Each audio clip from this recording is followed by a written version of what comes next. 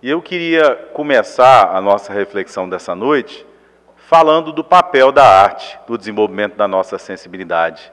O nosso intelecto é muito acostumado a raciocinar. Então, o nosso julgamento é um julgamento muito intelectual. Nós temos uma incapacidade sistemática ainda de sentir. Isso se caracterizou historicamente como um sentido civilizacional, por exemplo, na civilização derivada da Europa. Então, sob esse aspecto, a arte, ela é uma fresta de luz a nos permitir o sentimento, a sensibilidade, que nos permite ver além. Para a gente continuar a pensar nisso, vamos nos lembrar da cidade de Betsaida e de Jesus curando o cego que lhe foi trazido. Diferente do cego de Jericó, o cego de Betsaida não chamou por Jesus. O cego de Jericó gritou: Jesus, filho de Davi, tem piedade de mim. E as pessoas disseram: calha a boca, não incomode o mestre que passa. Mas ele gritava ainda mais alto, até que o mestre disse: que queres que eu te faça? Que eu veja, Senhor. Então ele chamou por Jesus, e ele sabia o que ele queria. O cego de Betsaida não, ele foi trazido por alguém, e a sua cura se deu em 2 movimentos. No primeiro movimento, Jesus pergunta a ele: o que você vê? Ele diz assim: eu vejo homens que são como árvores que se movimentam. Árvores que se movem. E aí Jesus pegou saliva e lodo e passou nos seus olhos.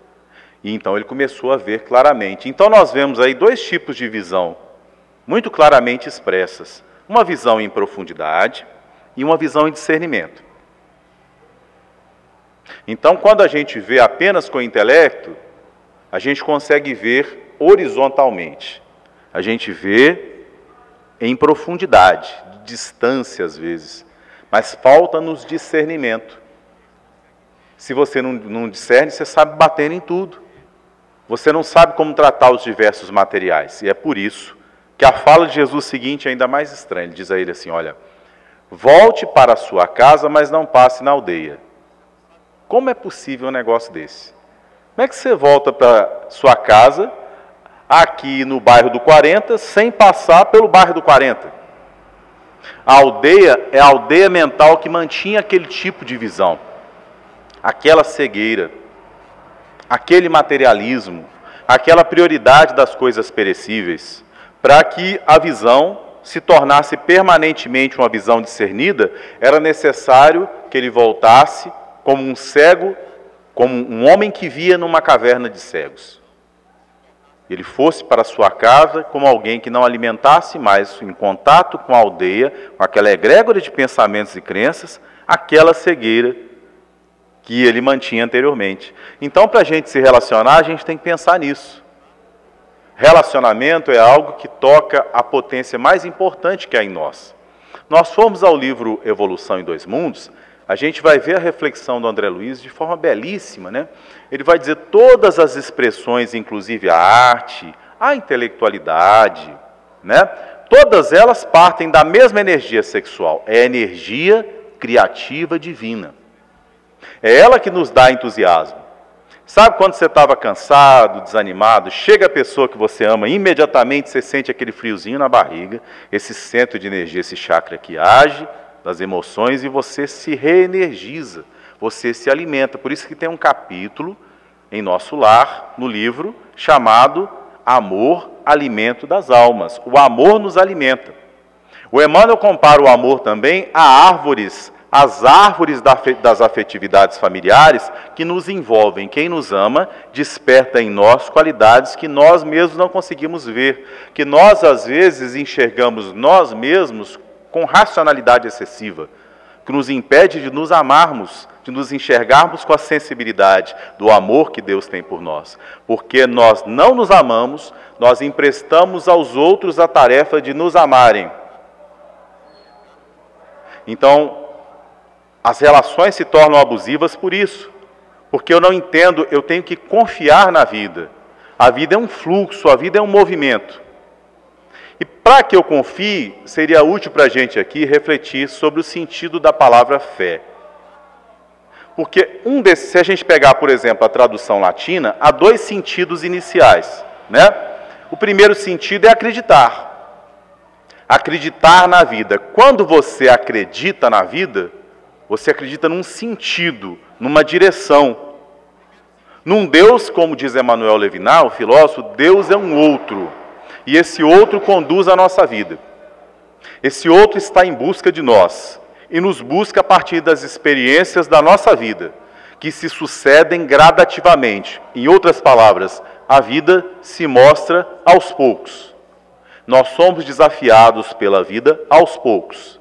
É um pergaminho, é um rolo que vai se desenrolando e vai nos confrontando com coisas que nós conscientemente não esperávamos, mas o nosso plano encarnatório elas já estavam previstas.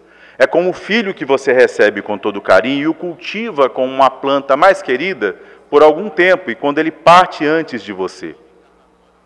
Se você soubesse quando o filho chega, provavelmente você desanimaria. Você sabe quando a lógica da imortalidade te informa. Você ainda não encarnou, mas quando você encarna, a aldeia em que você está é tão forte que você começa a considerar a possibilidade de existir a morte. E a separação temporária te parece algo insuportável. Ela é algo dolorido, mas ela não é algo insuportável. Porque a vida continua.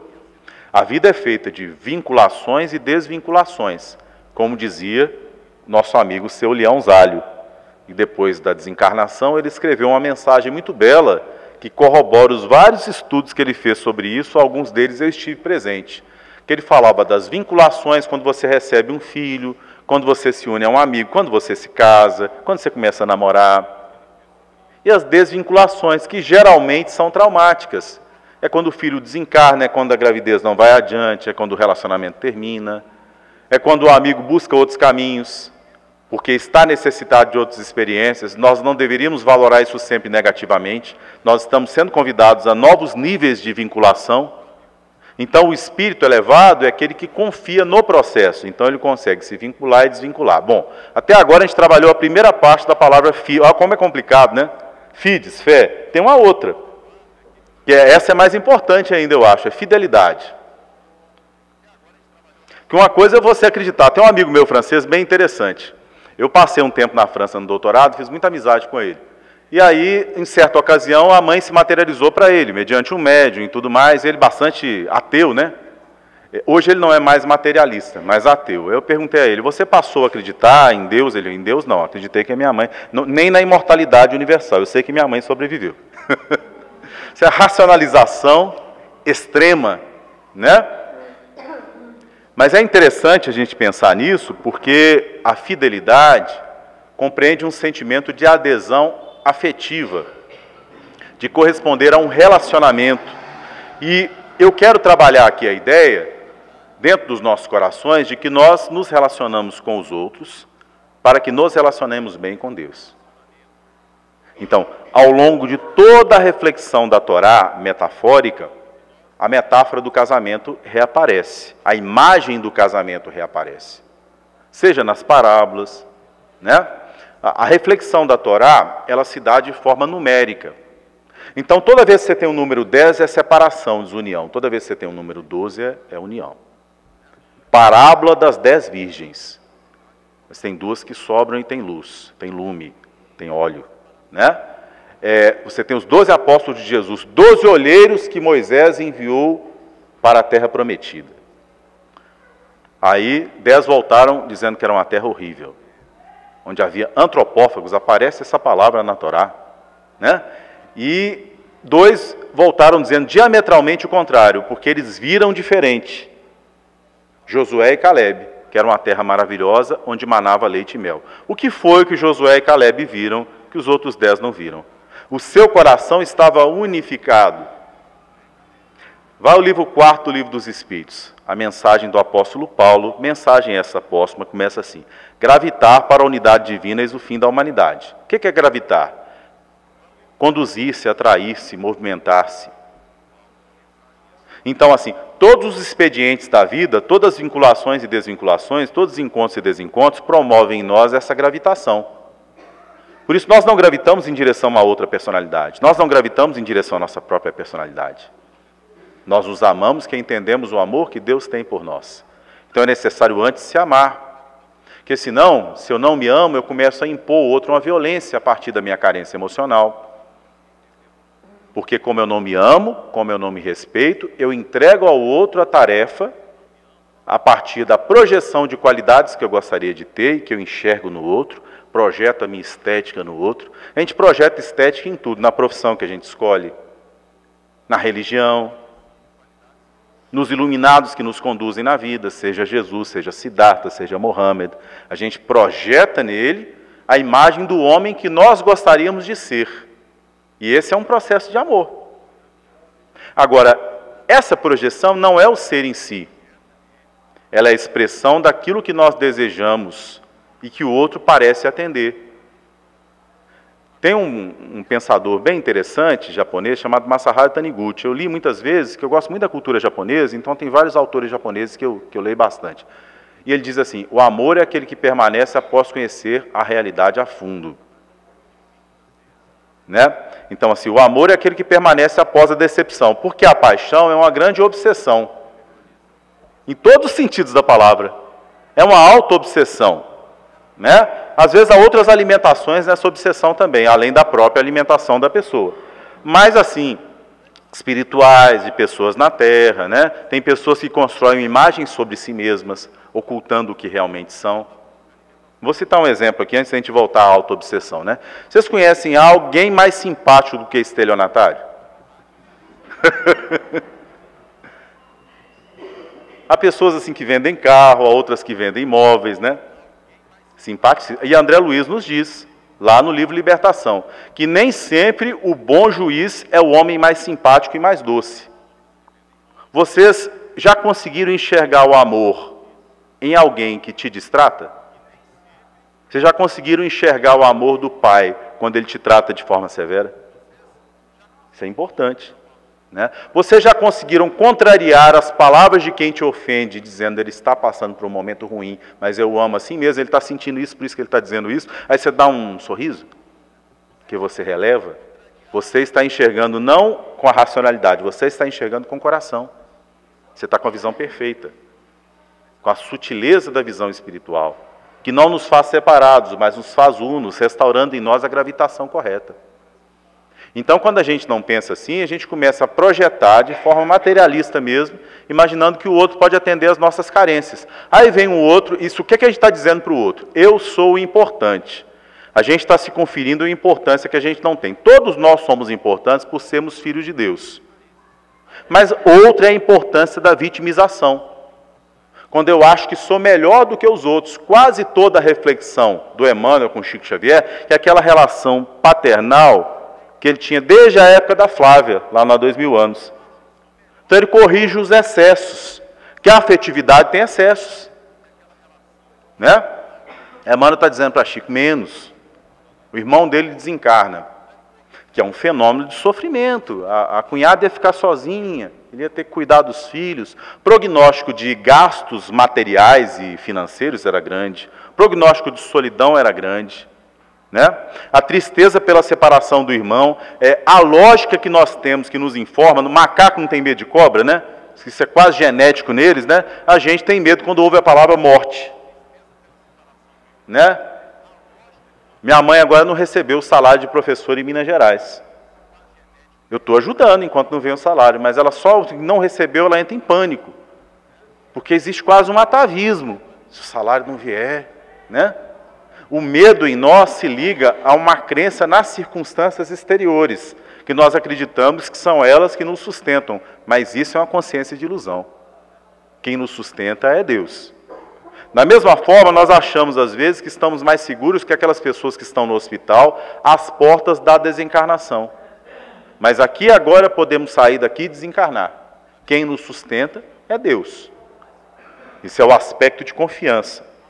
Como a gente responde a essa alimentação, a essa seiva que nos mantém verdes? Isso exige de nós uma fidelidade a esse outro maior do que nós, né?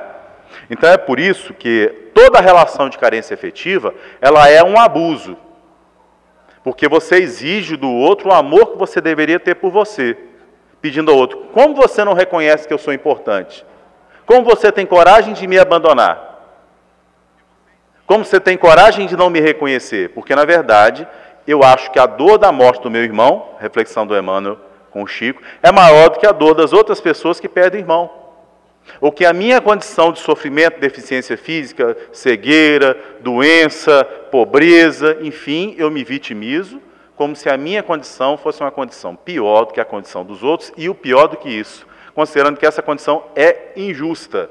Eu passo, então, a brigar com a divindade, a construir um estado de insatisfação, que quando eu encontro uma outra pessoa que se afiniza com esse meu estado de carência, eu projeto no outro a obrigação de atender em mim esse meu buraco, essa minha ausência.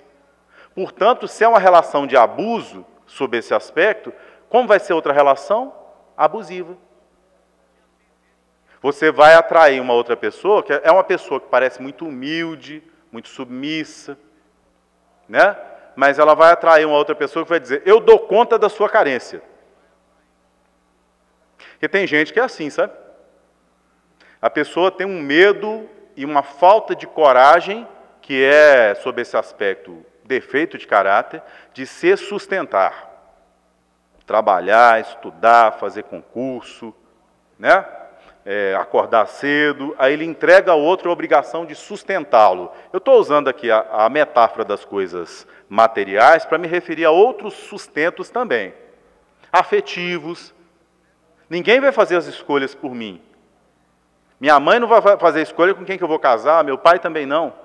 A escolha da minha profissão, minhas escolhas morais, que implicam o respeito que eu tenho pelos outros, porque se a vinculação ela é momento sempre de prazer, geralmente, ninguém se vincula por desprazer, né? Quando a gente se vincula, a gente está num processo que eu chamei aqui brincando de obsessão, que é o processo do prazer, do encantamento, do enlevo, né? Mas existe um processo de desobsessão, sabe qual é o nome dele? Casamento. Aí é quando o amor é aquele que permanece, mesmo após conhecer a realidade a fundo.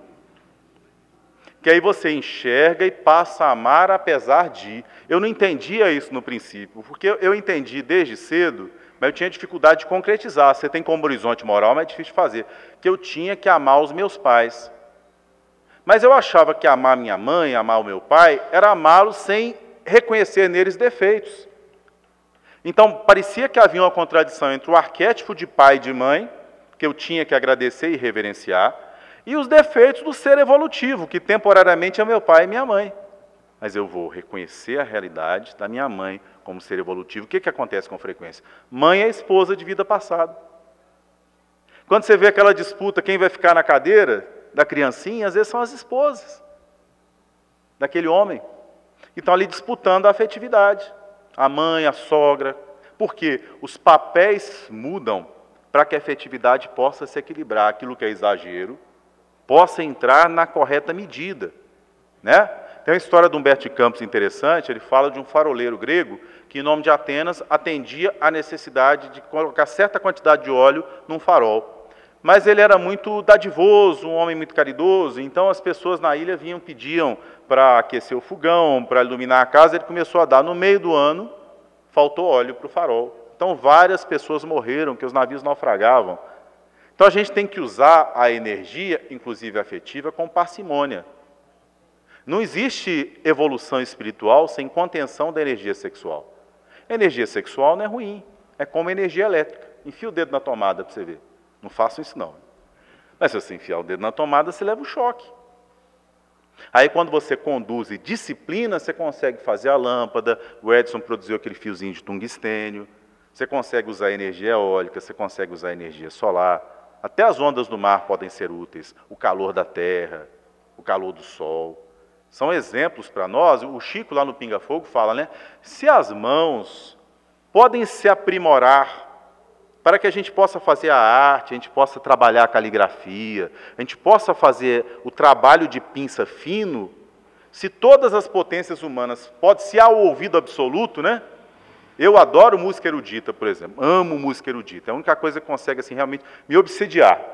Eu vou para uma orquestra, eu fico ali, eu consigo ficar 12 horas sem comer, fico ali ligado, né? Sou fã de Mozart, sou fã de Bach, sou fã de Beethoven, né?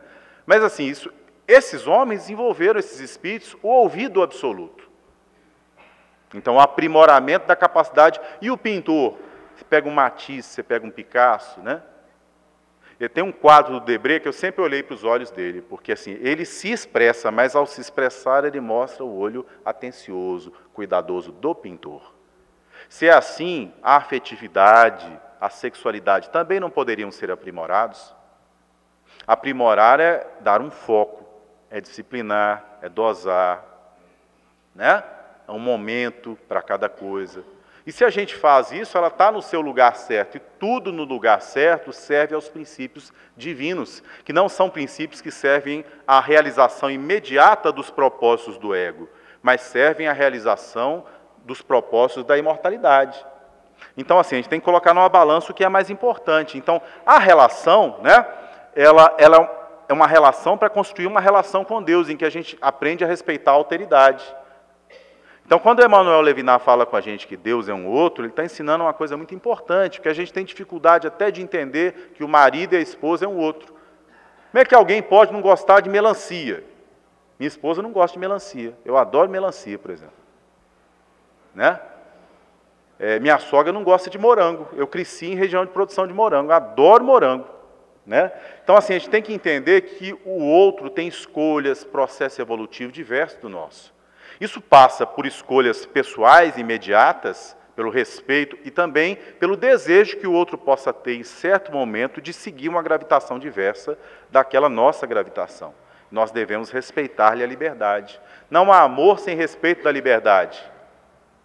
Então, às vezes, você tem um processo de ciúme exagerado. O que acontece nesse processo, né? Na verdade, quem tem ciúme muito grande do outro, conscientemente não reconhece isso, mas às vezes está querendo terminar o relacionamento. Ele não sabe, mas ele submete o outro a tal pressão causada por aquela carência de não reconhecer o próprio valor de si mesmo, e que o outro tem que reconhecer e te provar o tempo todo que você é valoroso, que você não consegue se valorizar, que você torna aquela relação insuportável. Então o outro vem um dia, eu não aguento mais seu ciúme, vou terminar com você. E você realiza aquele desejo que você tinha subconscientemente de afastar o outro de você. Né? Então, a relação saudável é a relação em que nós respeitamos o espaço do outro e a aproximação é espontânea. Nós tocamos o outro suavemente, nós respeitamos a vontade, a alteridade, a diferença e, acima de tudo, nós desejamos a felicidade do outro. Para isso, tem que haver uma confiança no processo. A gente volta àquele sentido da palavra fé. Né? Quem aproxima os seres de nós, não é Deus? Quem nos vincula é Deus. Então, assim, vamos pensar numa relação de pai, mãe e filho. A gente se vincula. Se um dia a gente tiver que se desvincular, por que você sente saudade? Por que você não quer que seu filho desencarne? Porque a presença dele foi preciosa. O Antoine de Saint-Exupéry, mostrando a grandiosidade da reflexão francesa sobre o afeto, ele fala, o tempo que você passou com a sua flor é que fez que ela fosse importante para você. Então, assim, você cultivou.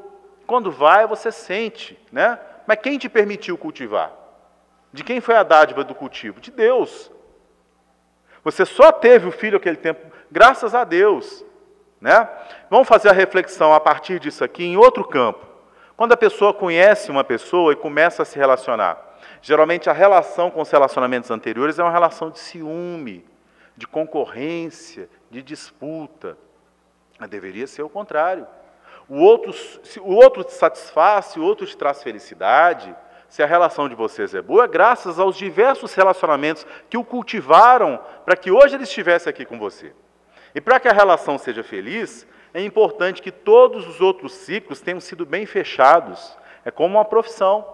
Você não consegue prosperar numa profissão, cumprir a sua missão na profissão, se você amaldiçoa os patrões anteriores. Tem gente que pensa que tem um patrão fora, que o seu patrão é o dono da empresa. Aí tem que ler Paulo e Estevão. Que o Estevão, onde é que ele está indo? Para as galés. Então ele senta para remar nas galés. Então o companheiro judeu dele já começa com uma afirmação bem pessimista. Ninguém sobrevive mais de alguns meses aqui. Ele responde, aqui nós não estamos servindo aos romanos, nós estamos servindo a Deus. Não existe um só campo do mundo que não seja de Deus. Então você não trabalha para o governo federal, você não trabalha para o governo estadual, você não trabalha para o seu chefe de trabalho, você trabalha para Deus. Foi Deus quem te deu a mãe em cuidado, foi Deus quem te deu a esposa em cuidado, foi Deus quem te deu os filhos, o marido em cuidado. É um empréstimo, eles não são seus. Tudo é do Pai, tudo é de Deus. Então tudo se vincula e desvincula, a gente é mordomo, a gente administra, por um tempo. O bom e o ruim, né? Então nos dizem as Escrituras que por um tempo Moisés renunciou a conviver com o faraó no palácio do faraó, para estar com o seu povo em privação no deserto. E eu destaco aqui a expressão por um tempo. Por um tempo você nasce e é privado do sentido da visão, por uma encarnação. Gente, é muito breve, né? Então você começou uma vinculação, o que é que você treina? Confiança, partilha, é o que a gente tem com Deus, e fidelidade. Essas coisas são treinadas nessa relação, né? A fidelidade é um sentimento do coração. Nós não devemos entregar ao outro a obrigação da nossa fidelidade. Por exemplo, você tem uma relação com o outro em que você valoriza a sua fidelidade. Você é uma pessoa que entrega ao outro o tesouro do seu coração. O outro segue um outro caminho. E você não tem que respondê-lo na mesma moeda. Relações abusivas não devem ser mantidas a longo prazo. Que a gente deve se amar, né? E a gente tem direito de escolha. Quando você vai ao capítulo do Evangelho segundo o Espiritismo, não separeis o que Deus juntou, a explicação do Kardec e dos Espíritos é fantástica. Vamos dizer, não existem duas culturas em que o rito e a lei sobre o casamento sejam os mesmos. Casamento civil é uma convenção humana, o que prevalece são as ligações das almas. Então, basicamente, está ali o tratado para dizer assim, né? Não importa se é heterossexual, se é homossexual, né? Não estou falando da polarização, da cor da pele, do tipo de costume. Eu estou falando de sentimento, de fidelidade, de respeito, né? E aí, nesse sentido que você tem a ética, que a desvinculação dói, seja pela traição, seja pelo desrespeito. Então, o Emmanuel fala, a gente tem que tomar cuidado para não produzir lesões afetivas. Eu vou falar de uma coisa de experiência aqui. Desde os 18 anos, eu dialogo com os espíritos nas reuniões mediúnicas, né? E eu não conheço causa de obsessão mais comum do que lesão afetiva. É uma coisa muito impressionante. Houve períodos passados, históricos, não muito distantes, em que as mulheres dependiam totalmente economicamente dos homens. Quando você vai ao livro Nosso Lar, você tem o pai do André Luiz vinculado no umbral a 2 amantes, porque ele prometeu e não cumpriu. Então é interessante, tem uma história engraçada de Chico Xavier. Ele estava andando lá Pedro Leopoldo e um cachorro, Rottweiler, mordeu o pescoço dele aqui, encostou ele no chão. Situação meio desesperadora, né? Aí o Chico, e quem me contou, disse que o Chico ficou nessa história uns 25 minutos conversando com o cachorro. Olha, minha carne não é boa não, você nem come carne, né, humana. E você tenha paciência, meu filho, porque assim, se você me deixar sobreviver agora, eu vou com você em casa e eu te dou toda a carne que tem na geladeira. Aí, passados esses 25 minutos, o cachorro levantou bem dócil e seguiu o Chico até em casa. Chico chegou em casa, a irmã estava em casa e falou assim, não sai agora não, que tem uma visita que eu não quero que você veja não. Aí foi na geladeira, pegou toda a carne. Quando o cachorro comeu, pacientemente foi embora, a irmã, naturalmente, muito curiosa, né? Quem quer essa visita? Ah, é o cachorro. Mas você deu toda a carne que a gente tinha na semana para o cachorro. Por quê? Porque eu tinha prometido a ele. Eu disse que dava toda a carne. Espírito elevado, né? A gente fez um seminário essa semana na UFCG, povos indígenas. Nós fizemos em Sevilha e Lisboa, agora os amigos de Sevilha, Lisboa e Paris vieram nos visitar. Então era assim, um dos nossos amigos lá de Goiás discutia a influência do direito aimara, do direito quechua dos incas, sobre o direito andino, do Peru, da Colômbia, né? Então é interessante porque eles partiam de 3 princípios. O primeiro deles é não seja frouxo. O segundo deles, não seja ladrão. E o terceiro, não seja mentiroso. E é interessante porque não há lugar da terra deserdado de Deus. Os sábios indígenas eram representantes do Cristo entre aqueles povos. Então eles expressam ali uma moral fina, divina, né? Não roube o que é do outro. Você está vivendo uma experiência de fidelidade numa relação que você respeita. Então você pode, o tempo todo nós encontramos pessoas que conviveram conosco no passado. Você pode fazer uma viagem, encontrar alguém que te atrai sexual, afetivamente, naturalmente. Não pense que há um nível de espírito elevado que isso não acontece. Porque se a gente partisse desse princípio, a gente não seria espírita. O Rustenguinista, por exemplo, acha que Jesus tinha corpo fluídico. Espírita, Kardec não achava assim, porque a experiência da humanidade do corpo de Jesus é essencial para a gente entender que o Cristo é aquele que atravessou a experiência da corporeidade com seus desejos, com as suas necessidades, com a sua dor, com a possibilidade do medo, e ele atravessou e mostrou que é possível. Que moral teria o Cristo se ele não tivesse vivido as nossas imitações, a nossa humanidade? Então, desejo sexual não é coisa da qual se deva envergonhar, é coisa da qual se deve controlar e direcionar. Agora, não pense que você vai ter um dia que não vai ter. Né? Eu me lembro do Francisco de Assis, pedir à moça que o visitasse na Porciúncula. Nos diz o relato, e sentindo manifestar-se a sua natureza, ele pulou no espinheiro. Era Idade Média, Francisco de Assis viveu uma experiência diferente, né? A gente não precisa fazer isso. Nosso espinheiro é outro. Nosso espinheiro é o espinheiro da fidelidade, da moralidade, do controle, do respeito. Pela experiência do outro, a gente não rouba afetivamente o que é do outro. A gente não mente para o outro. A gente cria expectativas sobre o que não vai ocorrer. Porque depois o outro pode nos odiar por isso, porque o pior ódio é o amor que adoeceu. E as relações continuam, gente. As relações continuam, ninguém morre. Não faça nada do qual você deva se envergonhar. Você consiga colocar-se na hora da sua desencarnação diante de Deus com esse sentimento de fidelidade que você treina na relação. Então, se o outro te trai, não justifique isso para você também trair. Enquanto mantém-se a relação, né, é a mesma coisa. O outro, você tem um sócio, o sócio é desonesto, não seja desonesto você. Porque quando você começar o outro relacionamento depois daquela experiência traumática, você estará com a consciência tranquila, você terá fechado o ciclo em paz. A prece do justo é ouvida. Você se respeita, você se protege, se atrai à proteção dos espíritos superiores, quando a culpa não te persegue para além da conta. A gente não pode viver sem culpa também, não, porque as pessoas às vezes demonizam as coisas, sabe? A culpa é a voz da consciência dentro de nós, sem ela a gente não se direciona. É como o medo, como é que você vive sem medo? Quando a moral andina diz não seja frouxo, ela está dizendo o seguinte, quando você tiver que resistir à tentação, seja tenaz, né? Não está dizendo que você não vai ter medo, é justamente porque você tem medo que tem valor a coragem. É justamente porque há pouca comida em casa que você lembra a vida inteira que o pai não comia enquanto os filhos não comessem, não tivessem satisfeito. Meu avô era assim. Vô, na infância, viveu uma experiência de profunda carência. Ele era filho de um alemão com uma índia puri, no interior de Minas Gerais, lá em Vista Alegre, pertinho de Cataguases. O alemão veio construir a ponte, né? E aí, quando ele passou por essa experiência na infância, ele me contava, até os 12 anos, é o xerém daqui, eu comia só canjiquinha. Então, aos 12 anos, pela primeira vez na minha vida, eu comi carne e calcei sapato. E assim, a minha mãe comia, e eu pensava, minha mãe está com fome, eu não comia para minha mãe comer. Aí meu irmão comia, quando todo mundo comia, aí eu ia comer. Isso é contenção e renúncia. Esse sacrifício é característico do amor. Porque, você vai ao livro dos Espíritos, qual a função principal da família? O que aconteceria se os laços de família se arrefecessem, se afrouxassem? Cresceria o egoísmo. Então, família é renúncia, não há casamento o tempo todo feliz, não há tesão o tempo todo. Quebrem isso, essa ideia romântica. Eu não sou príncipe, ninguém é princesa.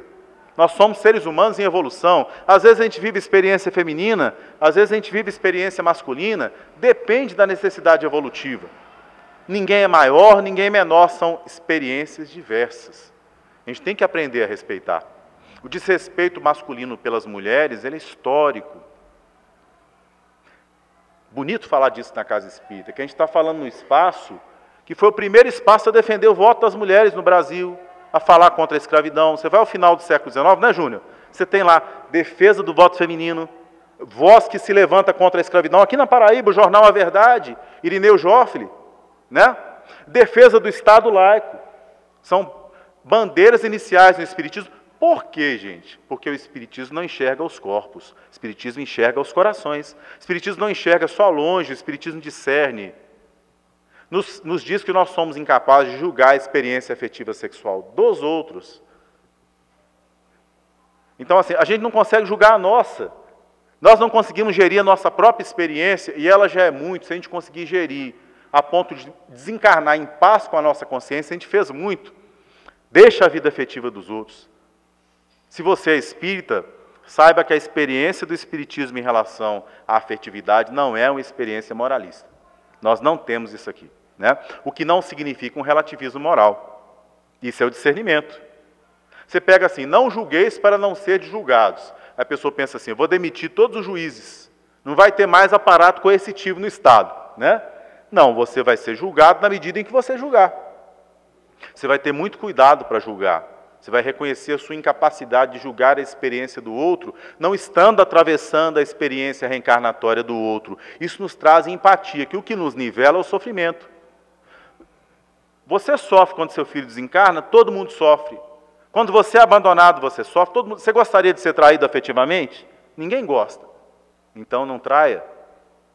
Não faça aos outros coisa que você não gostaria de receber, porque a vida é justa. Chega um momento, e a colheita da vida é no momento sempre posterior, em que a gente é alcançado por aquilo que a gente projetou.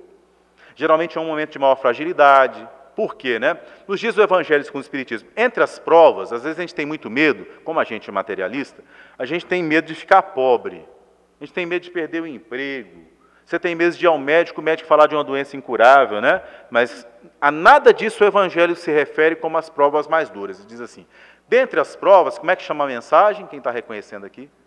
A ingratidão dos filhos e os laços de família. Dentre as provas, as mais duras são aquelas que afetam o coração. Aquele que suporta com coragem a pobreza e a privação, sucumbe diante da ingratidão de um filho, diante do abandono daquele que ama, diante de ser contrariado nas suas mais caras afeições, né? E no final tem assim, ai do ingrato, será contrariado nas suas mais caras afeições, que Deus sabe alcançar o nosso coração, no lugar que ele vai ser trabalhado. Então, a experiência de jogar no outro a obrigação de reconhecer o nosso valor é uma experiência de ingratidão. Nós devemos abençoar a nossa origem. Abençoe o seu pai, a sua mãe, a cidade que você nasceu, o estado em que você nasceu.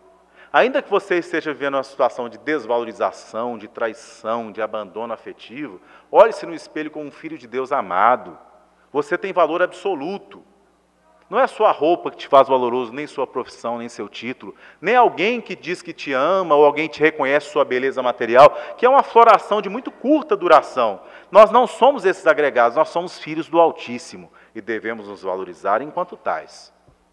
Né? Então não há experiência capaz de tirar o seu valor. Você não vai morrer, mas a vida pode te levar a estados de solidão, porque a vida é feita de presenças e ausências, luz e escuridão, fome e barriguinha cheia, né?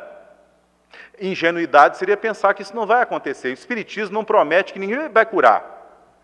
Você não vem para o Espiritismo para arrumar casamento. A gente não tem uma promessa aqui, né? Eu não sei se os seus relacionamentos vão ser bem-sucedidos. O cristianismo, Rede Viva do Espiritismo, nos ensina a atravessar essas experiências com coragem. Não seja frouxo, não seja ladrão, não seja mentiroso, porque o Senhor é justo. O bem que você faz é seu advogado onde quer que você vá. Então, ainda que você esteja recebendo, já viu estrela no céu? Os astrônomos nos dizem que às vezes a gente está olhando para uma estrela e aquela estrela não existe mais. Ela já explodiu, a gente está enxergando o reflexo dela. Então, de modo análogo, às vezes o sofrimento que te vem hoje é de uma época que você se comportava irresponsavelmente com a afetividade dos outros. Então, lembra do Moisés? Por um tempo no deserto, por um tempo, a gente vai atravessar uma fome. Mas a metáfora da Torá é metáfora, viu? Veio o maná dos céus, a misericórdia. Nós não somos a medida do que nós merecemos. Tinha um chefe da minha mulher na polícia que era o máximo. Ela chegava assim, ô doutor fulano de tal, como é que você está? É melhor do que eu mereço. Isso é verdade. A misericórdia de Deus, o Espiritismo nos ensina sobre a misericórdia de Deus. Sabe a parábola do mordomo infiel? Você traiu numa vida passada, abandonou a família. Coisa triste também era abandonar os filhos. Isso era uma coisa, porque os filhos são uma promessa. Quando eles reencarnam, a gente não abandona só largando o casamento, não, viu? Porque assim, para a gente fechar, tem que refletir sobre isso. Uma coisa é você ser pai. Outra coisa é você ser marido. Outra coisa é você ser médium. A sua mulher não quer médium. Minha mulher não quer médium lá em casa. Ela não quer historiador, ela não quer professor, ela quer o marido. O Sandro fala muito disso, a gente fala muito para os amigos da gente, né? Significa que você pode ser um excelente pai, mas você tem que cultivar a sua esposa.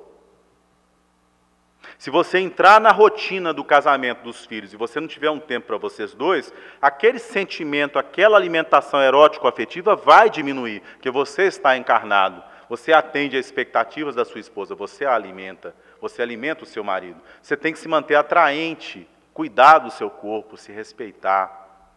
Não existe uma mágica assim a partir da qual você está sendo um bom profissional, então necessariamente seu casamento está bom. Ou você está sendo, sua vida afetiva com a sua esposa está excelente. Mas como é que está a educação dos filhos? Educação não é coisa que se faça sem se envolver. A pessoa só desenvolve quando se envolve. Não há como amar sem sofrer de vez em quando. Porque não há como amar colocando um pé lá e outro aqui. Amar é envolver-se. Quer ver uma prova disso? Todo mundo, quem leu há 2000 anos aqui? Vocês concordam comigo que Lívia é um espírito elevado? Lívia não sofreu quando Emmanuel... Lívia estava na justiça, que ela estava em paz com Deus, ela não havia traído com Pôncio Pilatos, né? Ela estava sendo injustiçada, ela manteve a paz, mas ela sofreu. Diferente de sofrer de revoltar-se. Ninguém se priva do sofrimento, mas a revolta destrói, adoece, né? Por dentro. O ódio destrói e adoece por dentro.